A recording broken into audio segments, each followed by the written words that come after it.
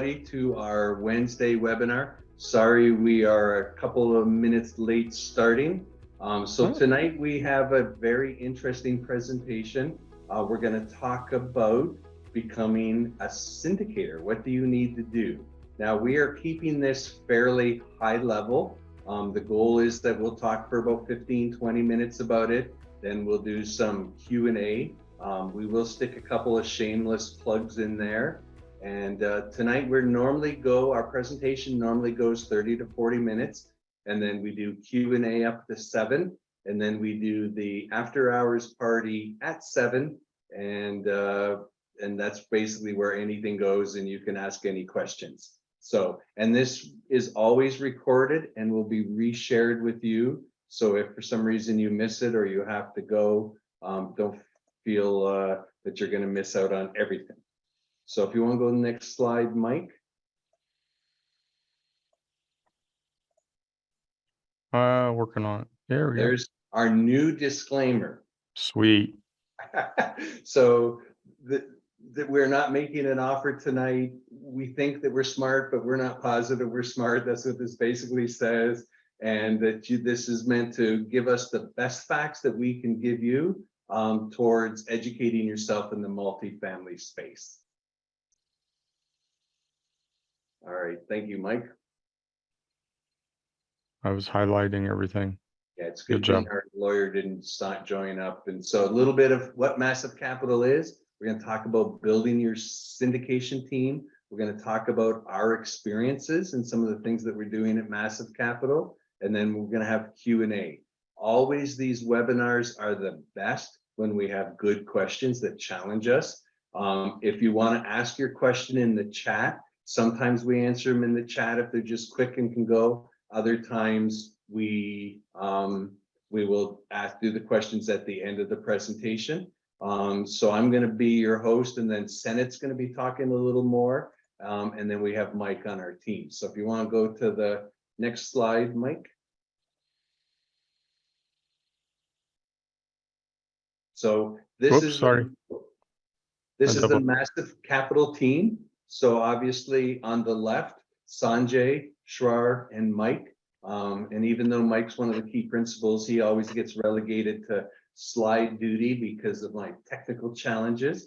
And then on the right, we keep building out the Massive team pretty well. So you'll see on the right, this is top row is your investor relations team. And then underneath we have Brad, Ramiz, Bhaskar, and Jen. They're all on acquisitions and asset management team. And then underneath we have Angela, Jonathan, and then Senate, who's going to be featured talking about our educational program. And I'm going to let Mike, always does a better job in the next couple of slides. So if you want to do those, Mike. Oh, okay. The next one. Thank you, Trevor. So really the discussion here, this slide is really around, and it actually, this ties really well with the topic tonight because talking about building your team, and it's also part of this shows like where the flow is of the value chain across real estate, and comes from like buying land banking, all the way to once you get into land development, then you build the properties, like you go and build apartments on that land. And to do those two, land development, developing land, we work and I use the term play in this area. We participate in this area, but we're not an expert in this area as much.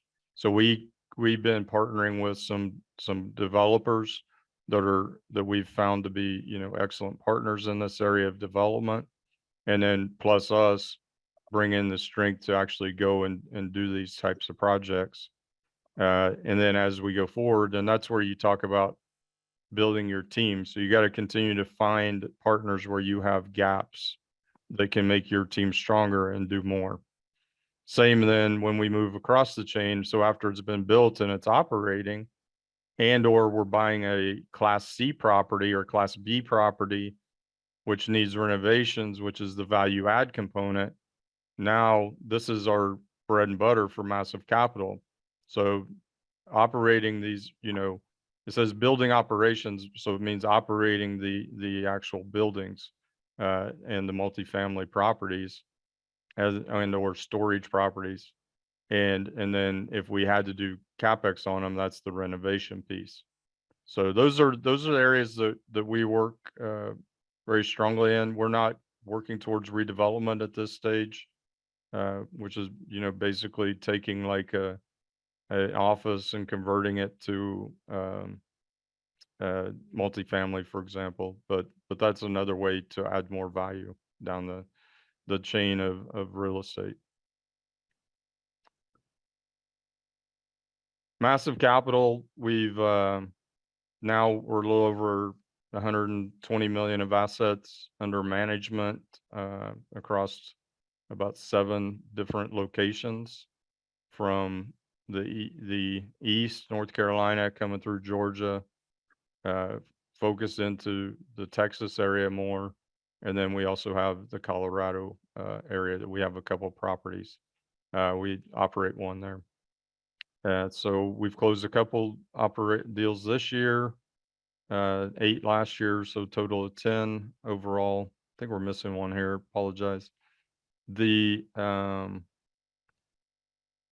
then we have a few properties under contract right now that we're in the process of working through all you do that goes into, and this is also going to be great for the discussion day, is what you need to close these. And it's, you got to have a team that can work from the process with the lenders and all of that stuff, so that's everything going on in these assets here right now. And then we did have a question in the chat. What exactly do you include in land packaging? So for example, we just closed on 10 acres in Georgetown, which is a suburb of Austin, and we are getting that land entitled. And one of the things that we're doing on the entitlement is we're getting that land entitled for 110 townhomes. Probably will be a build to sell. So we do that. And then we'll do a little plug at the end on our deal with X Space. So X Space is a new development that we're doing in Houston. So on that particular one, again, we're bringing the land. We bought the land to the deal. We're raising some investor money, and we're partnering. We actually have another partner who's an expert in that space, and we're partnering with X Space, which is an expert in that space. So they built a bunch, and we'll tell a little. We actually have a webinar on that tomorrow night if you're interested. So we have a variety of things that we do. Many of them are value add multifamily, but not all of them. So if you look at the one in Dallas, that was a new build one, and it has retail on the bottom, residential on the top. So we're pretty diversified depending on what our partners need. So hopefully that answered that question. Thank you, Trevor.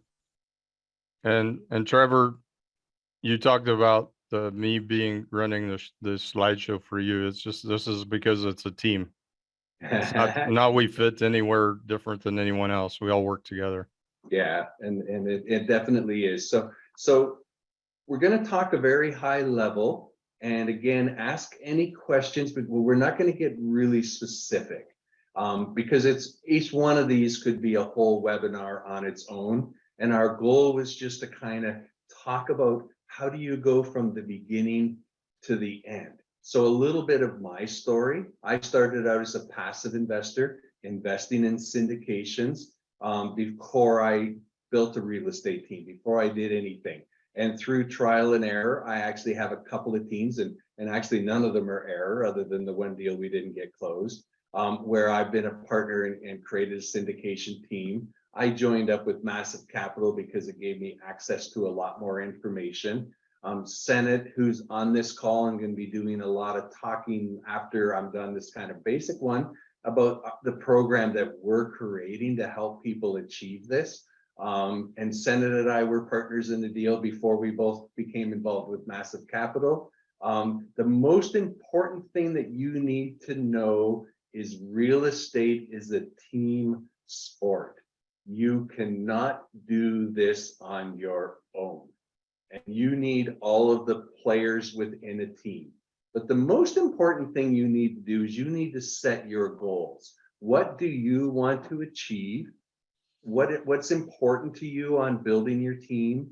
what's important on everything. So you need to decide, what are my goals? What are my value statements? What are the following things? And so you need to make sure in your own mind, and again, they may change. I'm not saying they never change. Might change because of time and spending time with people, but you need to understand what's important to me.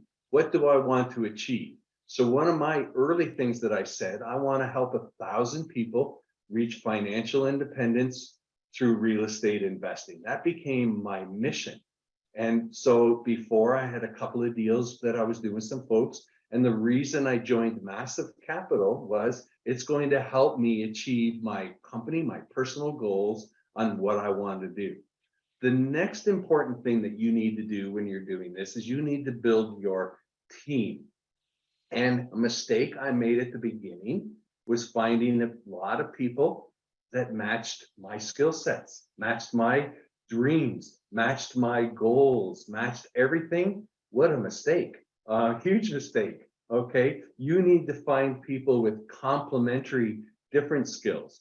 You need to create a team where you're open to challenge people, to do things together. So for example, I am not the world's greatest underwriter, but Brad, who's joined our team, Senate, who's joined our team, Sharar and Sanjay and Mike, they're all really good underwriters. So they bring that skill to the table. Now, can I sniff test underwriting? Do I know a lot about deals? I passively invested 21 times in deals, so I need to understand it. But you need to build your team and find all of your complementary people, okay? So you need somebody that can find deals, underwrite deals, visit deals, raise money, and then you need third-party people within your deals, right? So you need property management companies, you need SEC attorneys, you need real estate attorneys, you need all of those things that you need, and you don't always know you need them till you have them.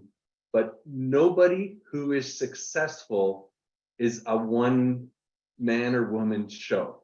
Nobody who is successful. They are all people on teams. And then once you get a deal closed, who's going to manage it? Who's going to be the asset manager? Who's responsible to make sure people are doing things right? So you need to find all of those pieces of a team. And where are you going to find them?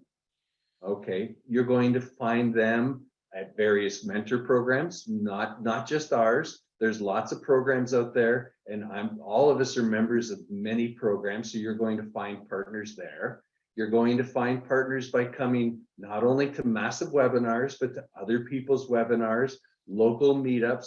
You're going to connect with people that have the opposite need of you, and so that you can go ahead together and create a team.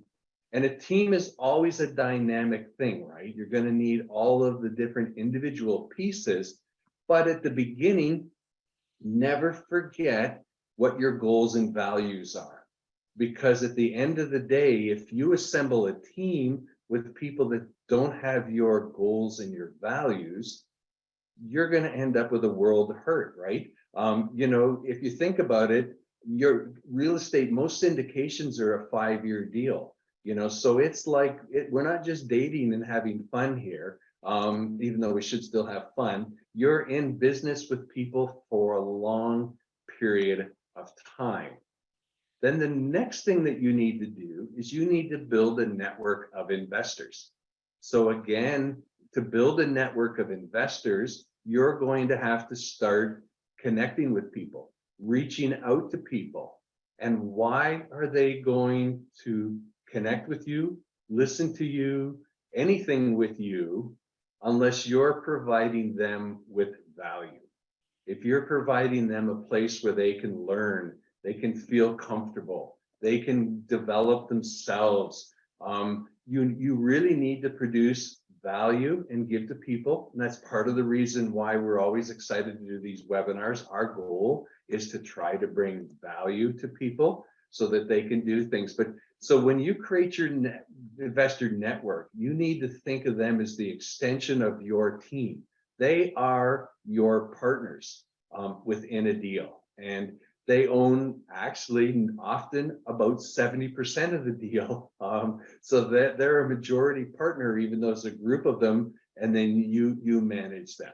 And then the next thing that you're going to need to start doing once you do that, and again, you're going to ask your network of investors, what are you looking for? What are your financial goals? What are your needs? Because if you go start sourcing deals that don't match your investors' needs, your investors' wishes, your investor desires, you are going to struggle to be able to get to the next level. But you're going to start sourcing deals, right?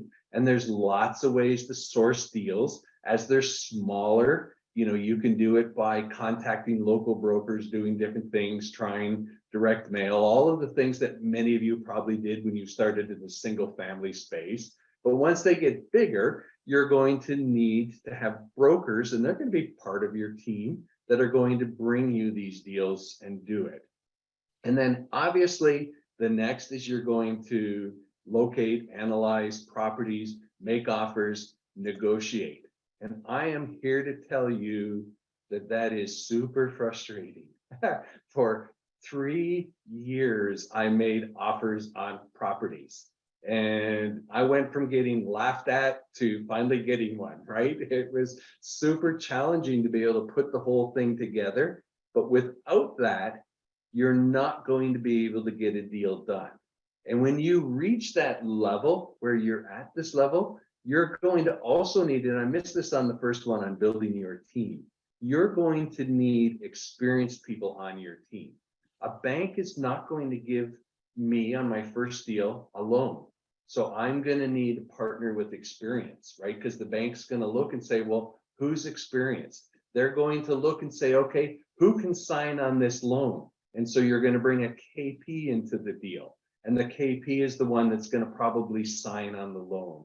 You may need to bring in a partner that is local. Okay, we talked about it at Massive Capital. We have deals in different markets and different categories with partners because of their proximity to a deal. And then we talked about your third-party vendors, your lawyers, accountants, and all of the different things that you're going to need. So I know that's a super, super high-level overview. Sandit, I'm going to just ask you to highlight some of the things I missed, because I know I've missed like a lot of it. Yeah, no, I think you did a great job, Trevor. You hit a lot of those key components, the things that are absolutely necessary to have on a deal. The big thing that I want to highlight that you said this, but you want people that are not necessarily that complementary skill set. You want those people that fill in your gaps. And it's worth saying twice, and that's why I'm bringing it back up, right? Most people, when they get into a team of people, they look for the people they want to be friends with, right? That are very similar to them. And that's great. You need to be able to have a good relationship with them. You have to be friendly with them. You don't have to be best friends, but you're going to be in a deal with them for 5 to 7, maybe even a long deal, maybe even 10 years, right? Probably not, but sometimes they get that long. So you have to be able to get along with them. But if Trevor and I had the exact same skill sets, we wouldn't make a good team.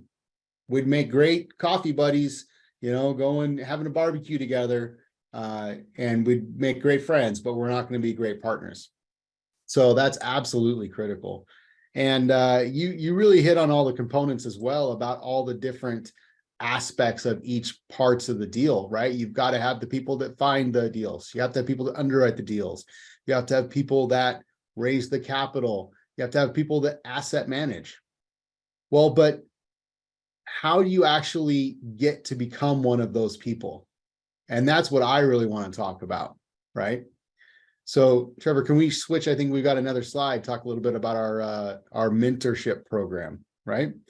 So I want to talk to all of you just briefly about this, and I'm only going to give you the high-level overview. And if you're interested, we can schedule a call one-on-one and talk more in depth about it, right? But so as Trevor mentioned, we've got people that are part of Massive that have been involved in several different coaching programs out there. And there are some really good coaching programs out there. There really are. But if you took all of the partners and put them together, and put them all in a room, I would be willing to bet that we have someone from every single program, someone that's been through every single program.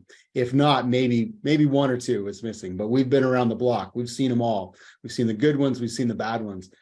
And what we very quickly realized when we were talking about this was all of these mentorship groups that we're looking at are missing a very, very valuable component.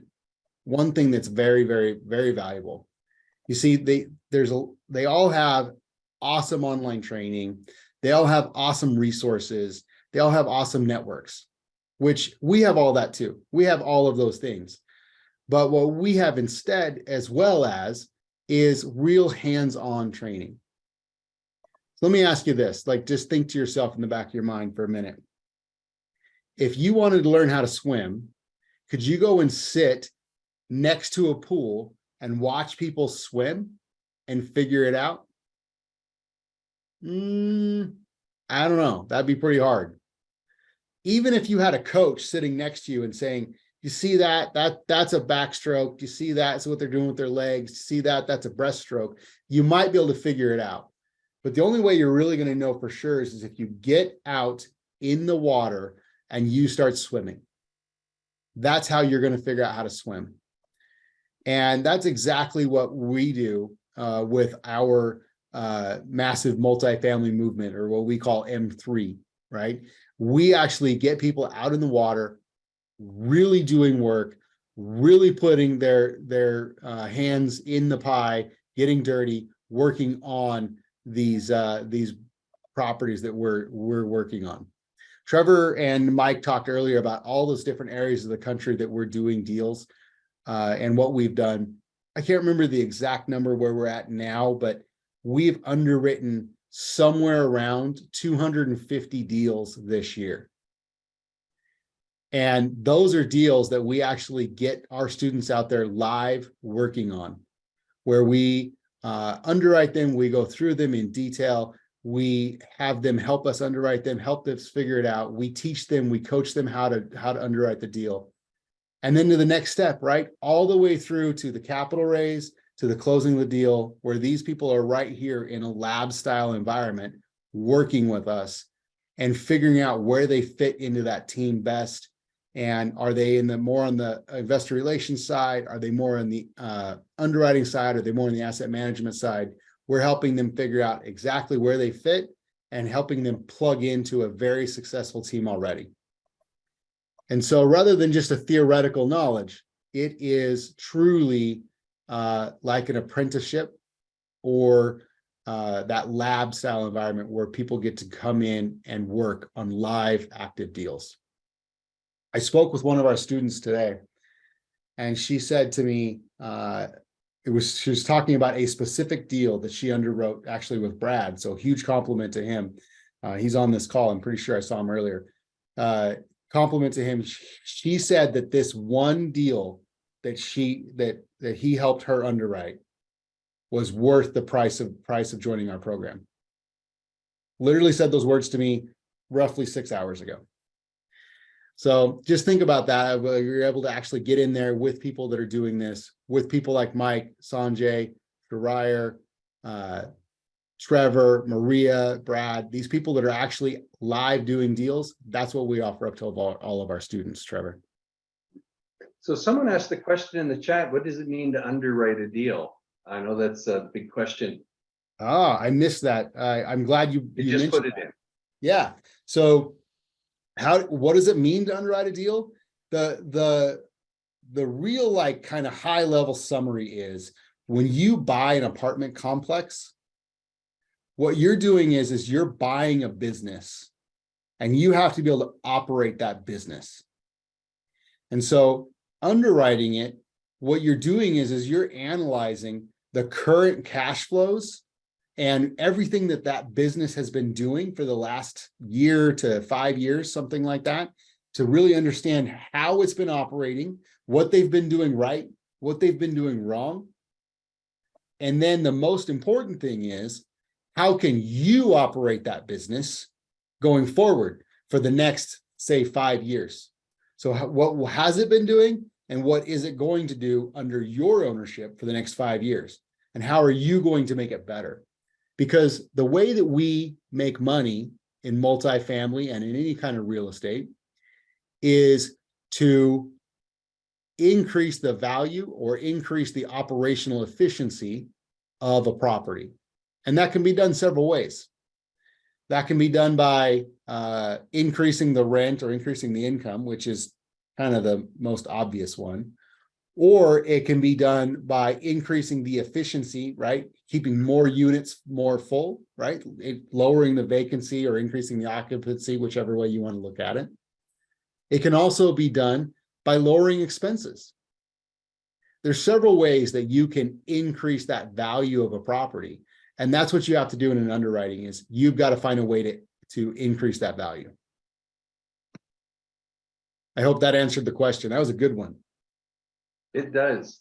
We had a disappearing comment, so I don't know if they decided to retract it, but everybody claims this. And you're right. Nobody ever goes anywhere and says, you know, I got a really crappy program, but you should pay money to join it. And I want to make sure I'm clear. We are not saying other programs. There's huge value. All of us still remain members of lots of programs. And, you know, again, purpose of this was to sort of give a high level overview of what does it take to get there. A little bit of peek behind the curtain of us. But absolutely, and I even posted in the chat, you know, what did I miss? There's a lot of people that are part of like starting out right now that are on, you know, I know a lot of you folks in it. And I'll make sure I'm clear, we're here to have, you know, honest, open discussions of what does it take to be successful to create your teams. So don't be afraid to challenge us. We're not perfect, and we don't have, and let's actually go back. Not one anything fits all sizes, right? There are programs that are in your neighborhood where there's people there that are working in your city, in your community. Your partner happens to be part of something. All of those things are huge levers to your success, right? All of those things. Having somebody, you know, in a market you're working in, having somebody that you've met on a personal level. So again, super important that you build your network and that you spend time connecting with people. And you know, and I still go to everybody's other events. You know, I'm super active. You know, getting a broker to take you serious is tough work. That's a question in there. In fact, it was one question that came up on one of our mentoring calls today. It's super hard. And I think the most important way is consistency. Seeing that broker that's putting deals out that are already on the marketplace and constantly researching those deals, making sure that you've already explained to that broker what is your buy box. You know, so if you say, tell me about that 24 unit and tell me about that 440 unit, they're going to go, this person doesn't have a clue what they're looking for, right? So you need to kind of have a buy box, an area where you're looking, some sort of parameters of how you're going to do it, how you're going to get a deal done, but it's super hard. And then once you do get somebody paying attention to you, communication with them is the most important thing in the world, right? You don't want them to ghost you, don't ghost them. And then be honest with them, you know. Again, I told you for 3 years I was looking for deals, and I used to say, listen, man, I'm like 20% off your whisper price. What am I doing wrong? You know, what's going on? And, you know, and you know, a couple of times they were honest with me and said, yeah, well, I think it's overpriced, but right now the market's hot, somebody may pay it. And hey, they did. And maybe I was too cheap and, you know, should have paid it, but super. And then having a team as well. Once I got part of a team, like the deal I was talking to do with Senate before, once I got with a team, that it helped me get a deal closed. And this is pre-Massive, so I'm not trying to you know, and again, our goal here is just to tell you what you need to do and what we're doing. So hopefully we're not being salesy here. I just wanted, you know, we're trying to have open discussion on lots of tough topics.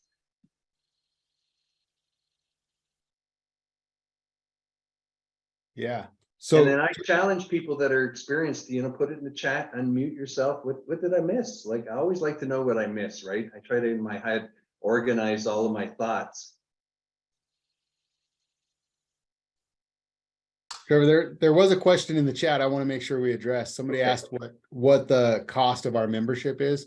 So as Trevor just said, we're not here just to sell memberships. We're teaching everybody. We want to teach and give you guys value. I'm not at all afraid to talk about the costs of the mentorship. I think it's worth every penny, but we actually have multiple programs. I think the best thing to do if somebody's remotely interested is to schedule a call. Let's jump on the call. Let's go through it and see where it's best fits for you, right? That way you're not, you know, making a decision based on just the price. Let's make sure it's a good fit for you.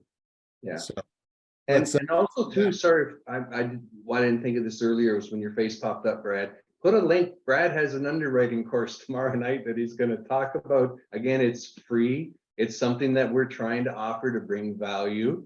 So if you put a link, I think it's at 7 Central tomorrow, Brad.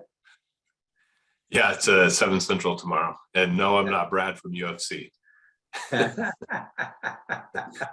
But that guy does come up every time someone Googles me. So I don't know if that's good or bad. I don't know. Hey, I wanted to add one other thing, Trevor, while we're talking about this. Hey guys, my name is Brad. I'm the VP of acquisitions, and I do pretty much all the underwriting at the preliminary level for Massive. And one of the things that we do is we obviously get all of our students involved in that. But one of the things these guys didn't mention, although they did tell you a lot about it, is that when students bring us deals, we will get you on the GP if we fund it. So we do have to look through a lot of deals. We don't, you know, go out and say every student that comes with us, we're going to put you on a GP, because that would be irresponsible. But when students bring us deals, we will, whoever brings us a deal, we will put you on the GP. And people that are students with us get the highest priority because they know how to underwrite. They've had the proper training. They know what kind of deals we like. They know everything that Massive is looking for. So they bring us deals. And if you're serious about getting onto a GP, getting into your first building, getting into your first apartment, then, you know, make the investment and be with a team that will actually put you on that GP. And if that, you know, if all the things that Senate and Trevor brought up don't set us apart, that one thing definitely does. So that's all I got. Thanks, Trevor. Yeah. And do you have the link to your, I'm scouring through your, oh, I got it here. Oh, thank you. I know Jen's got it as well. She's on there. Let me just. I put it in there. Oh, you did. Awesome. Thank you. Oh, it is there. Yep. Awesome. Thank you, Jennifer. On the 15-minute call, I think you talked to Senate. Is that correct, Senate, for the education? Yep. I'm just going to put the link in right now. It's pretty easy. It's massive.capital/coaching. That'll help you schedule a call, and we can talk about it for sure. And then I posted my link in there. There's also a link for Massive. Any of us are always willing to take a call with people. And sometimes the call can just be that, you know, again, our goal is to make the world a better place through real estate investing. And at the end of the day, we have ways we do it, but that's not for that. And I think we've lost Mike, so we're like kind of stuck on, I can't move the slides forward. Mike, oh, there he goes. He's paying attention. So shameless plug. This is our X-Space. I'm going to post in the chat, and you go to the next slide. We do have a webinar tomorrow night for this particular opportunity. So we try again. If you're interested, this is a really, really unique investment opportunity. Sorry, I should have had the link ready. Apologize for that. But we do have a webinar tomorrow at 7. So you're going to have to choose whether Brad's more exciting or X-Space is more exciting, I guess. X-Space is recorded, so if you do register, you can get that. And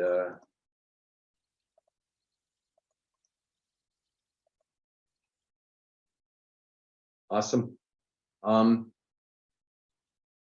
Requirements for multifamily deals. That's a broad subject, right? Because it's very location and everything specific. So,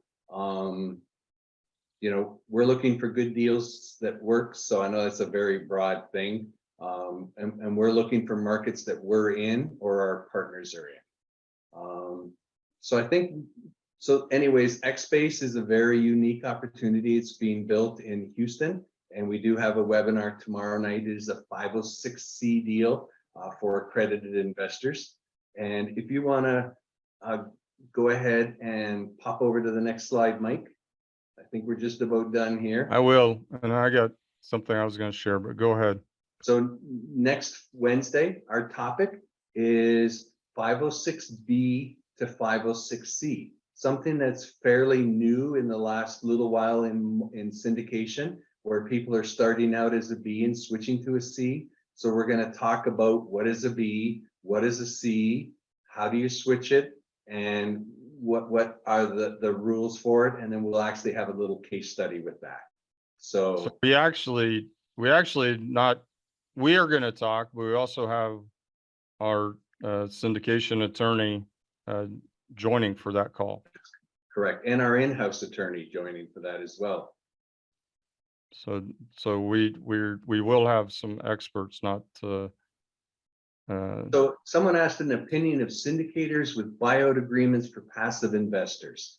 I've not experienced that. So I don't know how to answer that. And I don't know if anyone else on the call.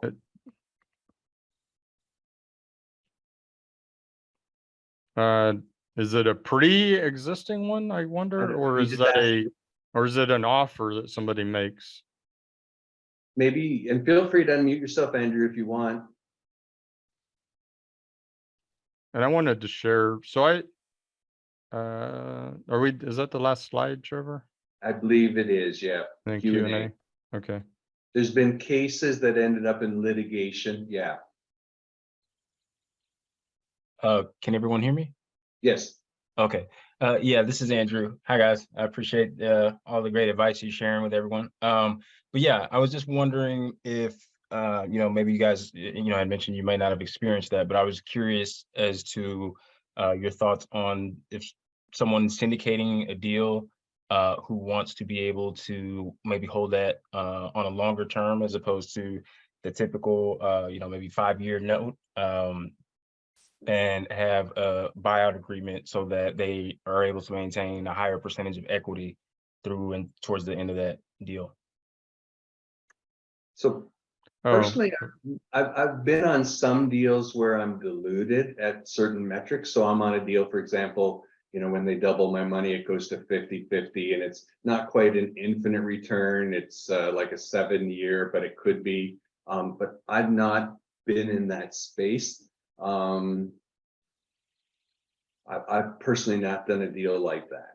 I don't know if anyone in this. Yeah, and I'll just share a little, I mean, along that line and some other lines. So you'll find a lot of different deals out there. So I know one of the guys we do a lot of underwriting with, and he works in a group, and I think Brad knows a model like this as well, that there's different models out there. So sometimes maybe there's a model where it's even a very high CapEx, high risk component, and it could even be flipped. Like you may find a 30-70 split where the investor is getting 30% and the operator is getting 70%. And the reason is because of the risk that goes into that up front, but the return has a really potential, you know, high return. So the key comes back to my message on that is, and there's ones that you described, like there's ones where people will do all return of capital to the investors plus their return plus their capital, and continue to hold the property themselves. The point is that all of it, as long as it makes sense on your underwriting of your metrics of what you want for your return and your risk. So that's that's really all that matters at the end of the day. And just, you know, continue to join places like this and others and you'll find that there will be deals done a number of ways. And that includes big operators, and includes other smaller operators as well. So the key is just continue to underwrite, look at how you want your return to be and what you're comfortable. You know, as long as I get what I was looking for or what I'm targeting, you know, I say as long as it's what I'm targeting, I'm okay and comfortable with that, and it fits my risk component.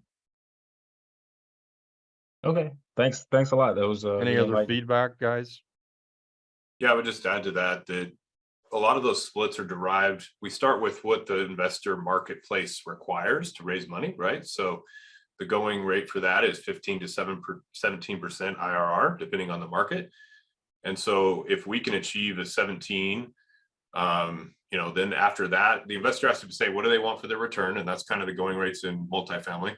And then after that, they have to assess the team, the sponsors, and then their risk, right? So a lot of reasons why you'll see different projects and different splits is because they have different returns and different risks. But from a investor standpoint, it's all about exactly what Mike said. You know, what is your internal rate of return at the LP level, and what is the risk, and what has the team done in the past? So that's what I would focus on. And also kind of sticking to the bread and butter stuff too. If you see stuff that is completely different than what most people are doing, because 90% of the people are doing it very similar, make sure that that team has a track record and has done that in the past as well. Because it doesn't mean that it's necessarily higher risk, but if it's not a proven model, then you should definitely look into it a little bit closer. Yeah. And one other thing I forgot to mention too, if anyone is in the Fort Worth, Dallas area, Wednesday, I'm actually visiting one of our properties that we just closed on. We've got some people who have invested, some who haven't, and we're just going to walk the property. So we can definitely add you to the tour list. I put my contact info in there if you want. And somebody talks about the benefits between a B or a C. And so the benefits aren't, there's not necessarily. So Trevor, go ahead, sorry. You're going to talk about that on next week, right? Next week, but I just wanted to mention, there's not necessarily benefits other than who can invest in what. Doesn't mean a 506B is less of a good deal than a 506C. What it just means is who can you approach to invest, and what do you have in your investor pool? And again, next week, we are talking about that. So feel free to join us. And again, if you cannot join us at any point, our webinars are always recorded, and we'll send you lots of emails from Massive. So, but we will send you the recording of it, and you can watch it at your leisure. So thanks, Trevor. And I just want to share this with everyone. I've shared in the chat, and I'll put it again. There's this link, massive.capital access. And what it is, it gives you access to a lot of our key things that you can connect with Massive on, whether it's any of our social media pieces or the webinars, the Massive Capital Girls Society, introductory calls to get in to meet somebody and get to know Massive, and then you can follow up. Things with Brad on submit your deal here. You know, as an acquisition manager, submit your deals, and all your deals will come in our investor portal. Access to what Senate talked about, our coaching M3 program, and then a few freebies, passive investor checklist, IRA ebook. So, and then you see the whole team. But just want to share that again. This is a great way just to get into some of the key things if you want to into a certain area that makes sense for you and where you're at in your journey. Thanks, Trevor. Awesome. And my good friend Rochelle has her hand up. Hi, everyone. Yeah, I have a question about submitting a deal. I feel like I should know this answer, but I'm going to ask anyway. So if we're going to submit a deal to Massive, what type of preliminary underwriting do you guys want us to do prior to sending it to you? Because I know you guys use Red IQ, but it's not readily available for everybody. So just wondering what kind of napkin sort of underwriting you're looking for, or if you're looking for something more than that. Hey, Rochelle, this is Brad, so I can answer that for you. Do you have a specific model that you use right now in addition to your napkin? Yeah, the deal, Michael Blank's deal analyzer is what we use. Yeah, that's great. So a lot of our partners do use that, and I am familiar with it. So what we ask for people to submit deals is to, first of all, be looking at a lot of deals. We know that it takes, who knows, maybe 90 deals to find one good one, right? Or maybe if you get lucky, you can find one good one in 10. So a lot of the people that are out looking for deals, we just want you to, at a minimum, do the napkin. And also, if you can, and you have the ability to use the deal analyzer or whatever other tool you have, and eliminate those 9 out of 10 that you know aren't going to work. And then submit to us the ones that you like the best. And when you submit them, the bare minimum is going to be a T12 and a rent roll. Hopefully you'll also have an operating memorandum. And then if you do have your own software that you're using, such as the deal analyzer from Michael Blanc, that's great. Submit that as well. And then if you do it through the link, it'll ask you a bunch of questions about, just a lot of questions about the property that you can answer as well. So the idea is that you do a lot of underwriting and find the good ones. And then, and if you can do the deals on your own, guys, great, absolutely. But if you want to join a team and you need a team to join you, then we're happy to look at the deals. Awesome, thank you. Yep. Awesome. Any other questions? Yes, I have a question, please. Yeah. Hi there. Do you have a good example for, like good napkin underwriting? Besides, SDA is not a napkin underwriting. So do you have a good example for something like that you can start with? Yeah, I'll put a YouTube video in the link that I created. Okay, great. Okay. And it teaches you how to underwrite a property in 5 minutes. How's that sound? Sounds great. I've seen so many 5 minutes underwriting. That's why I asked. Uh-oh. Now I'm nervous. Yeah.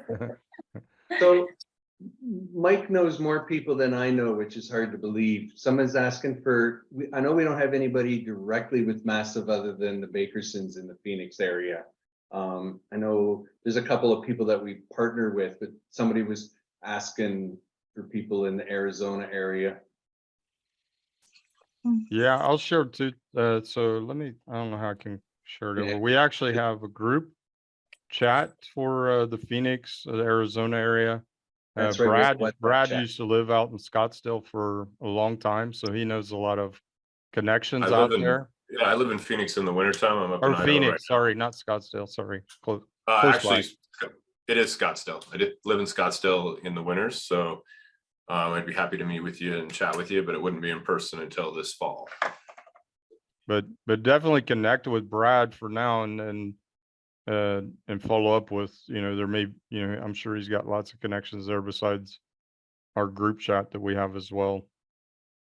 So someone asked in the question, can we do a $300 million to $1 billion deal? And my answer always is, it's like the dog that caught a car and doesn't know what to do with it. It might be a bit big for us, but I don't know.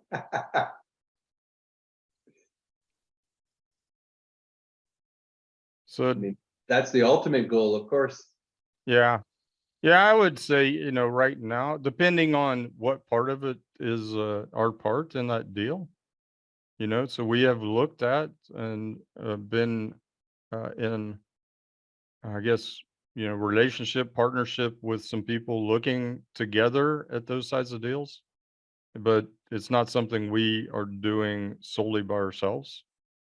And if it's a development, I mean, if it's 300 million to $1 billion development, I'm guessing that's a long range plan. We've looked at some city center options up in Salina, maybe in some other areas similar to that.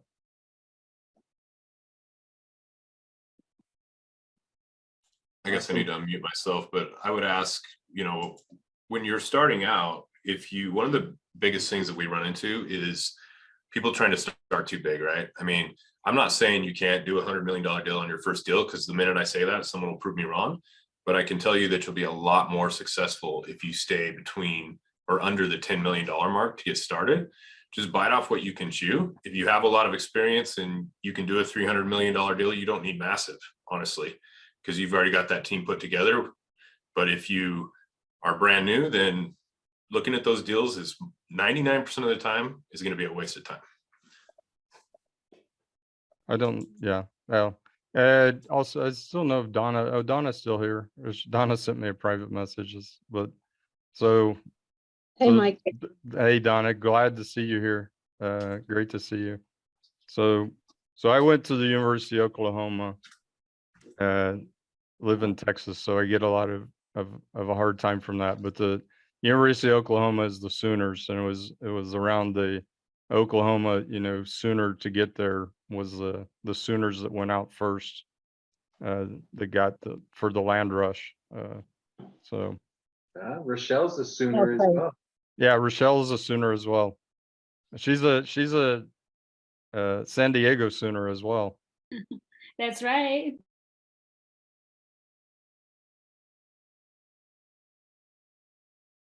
Well, thanks for that. Yeah, then thanks for being here, Donna. Great to see you. Great to see you out here. So in theory, we've officially ended. Officially ended means you can talk about anything now. Again, we do these Massive Capital webinars every Wednesday at 6. If you found value, invite a friend. And again, part of building your team, when I was first starting out, I didn't have any educational. So I found other people like me that were eager to learn. And I said, hey, I'm going to this virtual meetup because, of course, I started getting real serious during COVID. I'm going to here, I'm going to there. And I built a massive network just doing that. Typical size and range of property, again, it really depends, like where you are and what you're buying. Often it's good to look at a dollar value within your market because, again, properties in Denver could be $200,000 a door, and properties in Fort Worth are $78,000 a door. So it's a big delta.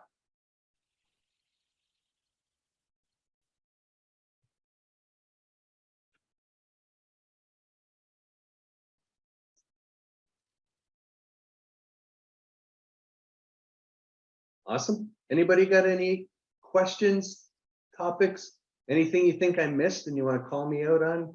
I love it. Otherwise, we'll have Rochelle tell about how hard she's working as a nurse and her goal. I thought I had a big goal of 1,000. How many people is your goal? 100,000. 100,000. At first, I thought that was a lot of number, a huge number. But then I looked, and there are about more than 3 million nurses in the U.S. So 100,000 is not a lot. Yeah.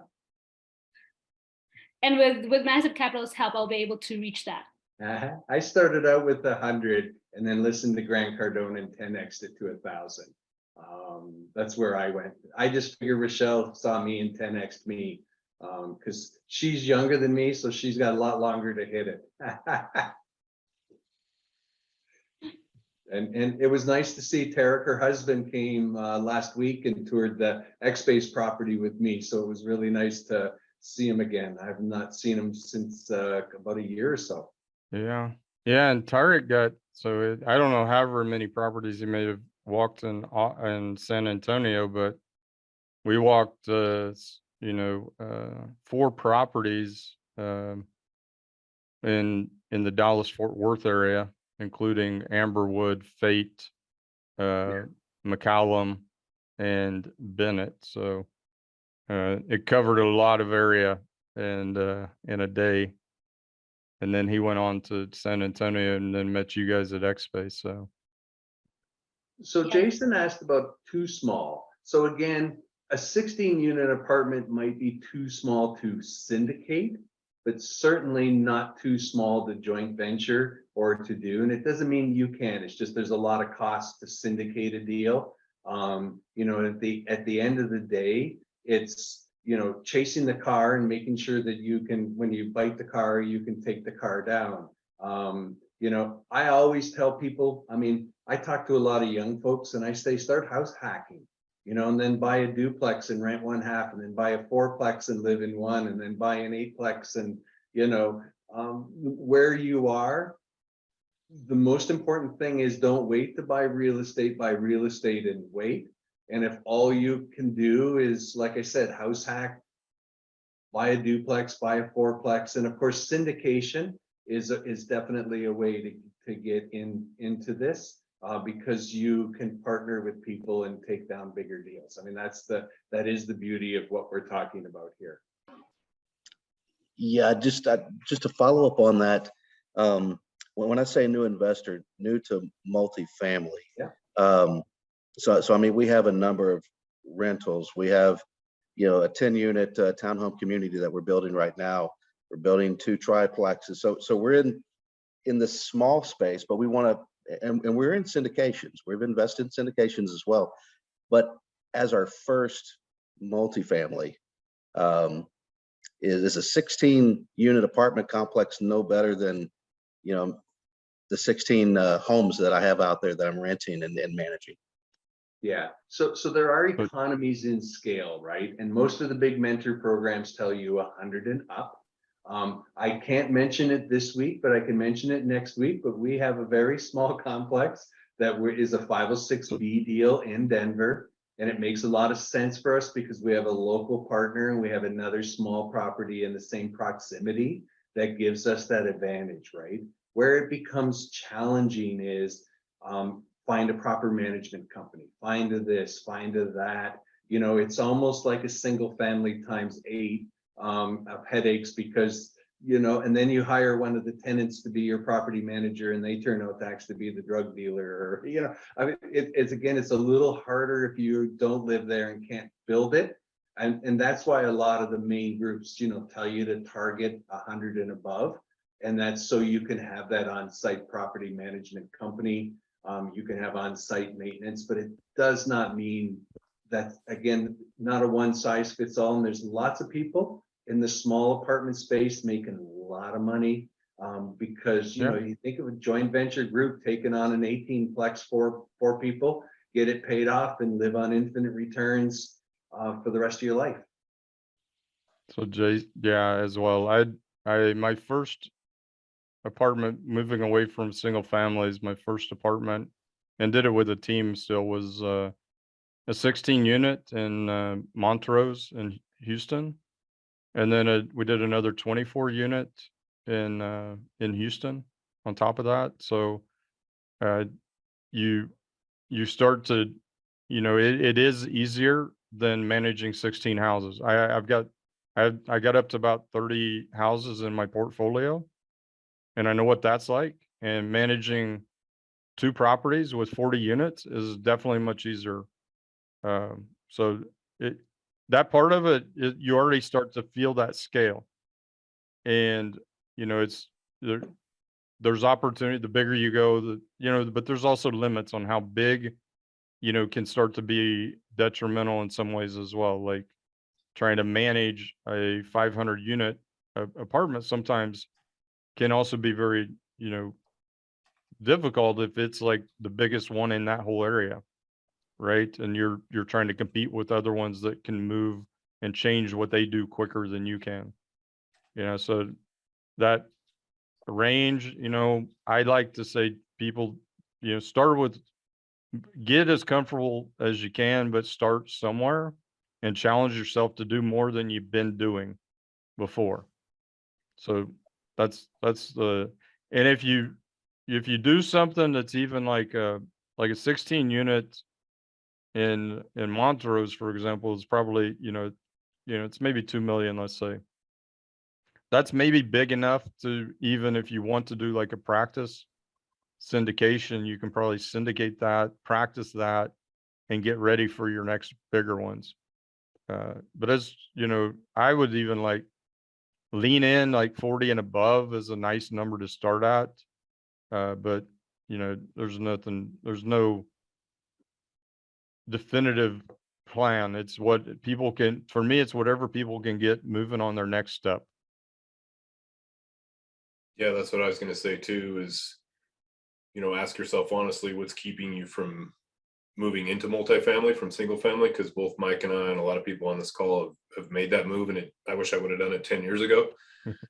And you know, if you're willing to do a 16, consider doing a 75 and bringing on a partner like Massive, because it's just going to be probably less work doing the 75 and having the expertise of Massive. You'll probably make more money. Yeah, Brad, your question is, what's holding you back? My wife and I both still work regular, W-2 jobs. So, okay. So the new development stuff works great. We got a builder taking care of all of it, but we're about to exit out of the new development, sell all that property. I got to move the money somewhere. So that's, and I want to get into multi, and I really want to get away from, like I said, 30 single family homes. Yeah. Right. Yeah. Yeah, follow up with us, follow up with Trevor, Brad, whoever, book a call and do some And follow there up. are some options too. If you've got a development like that, there is the option, if you 1031 out of that, if the timing worked well, to do a TIC, tenants in common. And, again, we don't have any opportunities right now, but and you got to make sure all the stars align, right? Because you're on a ticking clock. But it is also a good way to move out and move into something, and in theory still remain fairly passive, and then clearly get the big tax benefit at that time. Now you don't control when the second exit is, so you have to make sure you're prepared for that. And worst case, you have to put it into a DST or something like that. But there are lots of options, and it goes back to the beginning. Connecting with people, getting the right partners. And because again, you'll never know when the stars align, and you will need that, you'll connect with that right partner. I didn't mention at the beginning, my very first passive investment 5 years ago was with Sanjay Agrawal, one of the, that was my very first passive investment. I actually invested twice with him. And then he actually got out of it for a little while and then came back into it. And then him and I started making offers on properties that were too big for the two of us to take down. And he said, well, I know this guy Schrar, you want to try talking to him? And then next thing you know, Massive Capital formed, and I got jealous and had to go join them. But again, just being at the right price. We have not done a fund. It's something though we're looking at. And a syndication is like an SEC, a DST. I'm not an expert in it, but if you look it up, it's a way where you can move your money, and you basically put it into I just know it's an alternative if needed.